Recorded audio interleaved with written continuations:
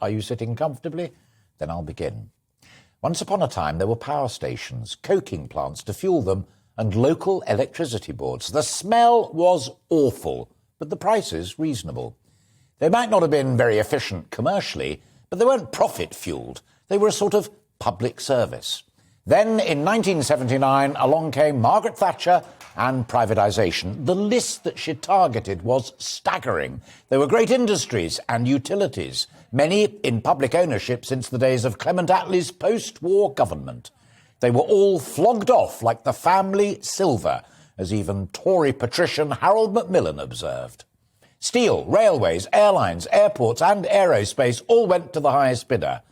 And from the utilities, telecoms and water went, as did, and here's the rub, gas and electricity. Now, make no mistake, it was an economic revolution to which the objectors were profound. These were services for the people, owned by the people. But Thatcher was on a mission with a majority. To her, it was part of her wake-up call to a dormant, complacent UK economy. For the power generators and distributors, fresh problems, however, quickly loomed, not least with a series of oil crises as the Arab-dominated OPEC ramped up prices to fill their treasuries and to build on their political leverage. If you want our product, they said, you must pay more and you must be nicer to us. Now, we had our own oil in the North Sea, but unlike the Scandinavians, we left it to the multinationals to exploit, and we didn't even build up a sovereign wealth fund. We stayed warm with the lights on, but Shell, BP and the rest of them made huge profits and paid out huge dividends to their shareholders and pension funds. We paid the prices that they levied. There was, as Thatcher also observed, no alternative. The gradual realisation that coal and oil were major contributors to global warming saw a significant and growing shift to wind power and other renewables.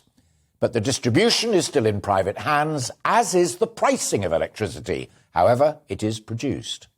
Be the fuel coal, coke, oil or wind, the private companies generating the electricity call the shots. Now, a few years later, it was Labour's Ed Miliband who first came up with the idea of a price cap, only to be pooh-poohed by the Tories.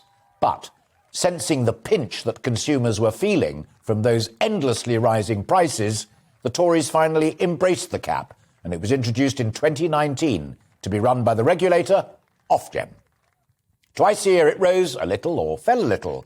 However, as the global coronavirus has begun to fade, global activity has begun to return with a vengeance. So demand for energy from industry is soaring at home and abroad, and especially in the insatiable markets of China. In a brutal lesson of supply and demand, the prices have soared with that demand. So the cap to protect the poor old consumer has risen and risen. In October, about 15 million people saw their bills rise by 12%. It will go up again in April next year, and the industry is predicting it could be as much as 50%. Tragically, we, the consumer, are in the midst of a perfect storm. Not least because of that surge in industrial demand, energy prices have risen sharply and are at their highest levels. Wholesale gas prices have risen by some 500% this year alone. It's been a cold winter in Europe, and that's put further pressure on supplies. Stored supplies are down, and we've even cut back on our capacity to store liquid petroleum gas.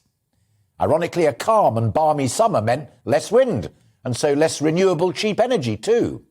And finally, that little army of alternative start-up energy suppliers pledging cheaper prices, often via U-switch, have also fallen by the wayside. They too have been hit by rising prices, not enough capital, not enough forward buying in the markets, poor management, or frankly, a combination of all of the above. So tonight, what to do? Put simply, it is a brutal lesson in markets, supply and demand. Thatcher's mantras. And as the good lady also said, you can't buck markets. The cap is an attempt to do just that, and it's floundering, leaving consumers facing record bills next year. Add to all of that Russia's President Putin playing games once again with his energy supplies to the West for reasons of, just like the Arabs, political leverage and profit. And it couldn't get much worse.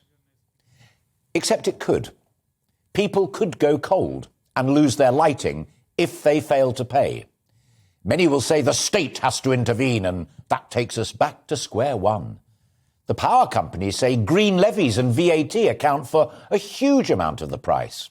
Government could cut them, but that would be at a cost to the Treasury and to the public finances. The Americans have done better, not least by letting fracking rip. But not all are in favour of that, pointing to alleged costs to the environment. So, you live with the system and you suffer, or you change the system and go back to state control and state ownership. I'm not at all sure that there's a majority for that right now in this country. But that may change in the spring of 2022. It really is that profound a challenge.